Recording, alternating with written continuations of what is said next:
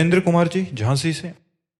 राधे राधे महाराज जी। महाराज जी, हुई है सोई जो राम रचि राखा, तथा हानि लाभ जीवन मरण यश अपयश विधि हाथ। इन वचनों का चिंतन करते हुए मेरे मन में एक शंका उत्पन्न हुई कि जब सब कुछ प्रभु ही निर्धारित करते हैं, पूर्व से निर्धारित है, तो मनुष्यों के प्रयासों का क्या महत्व? क्यों प्रयास क्यों नहीं?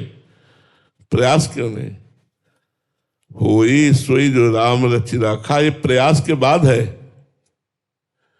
जब भगवान शंकर ने पूरा प्रयास कर लिया सती जी को समझाने का कि ये परब्रह्म परमात्मा है, ये राजकुमार नहीं है, पर सती जी के मन में संशय रहा कि अगर परब्रह्म परमात्मा है तो हे खग हे मृग हे मधुकर श्रेणी, तुम देखी सीता मृग नैनी, ये ऐसा पूछ क्यों रहे?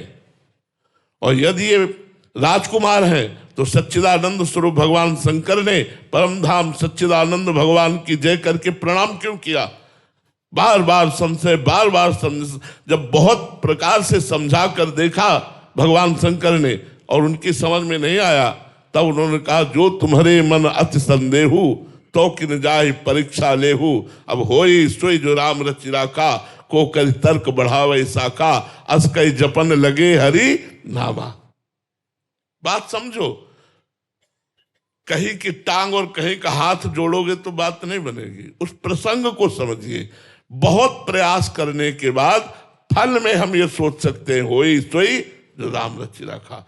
अच्छा, अब जो आपने कहा सुनो भरत भावी प्रबल बिलख कहो मुनिनाथ, हानि लाभ जीवन मरण जस अपजस विध्यात, ये फल पर है, क्रिया पर नहीं है।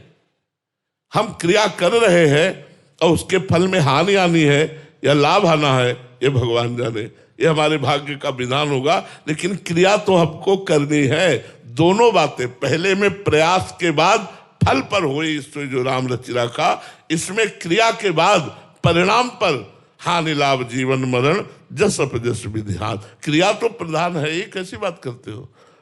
समझ में आया कि नहीं समझ में आया जी?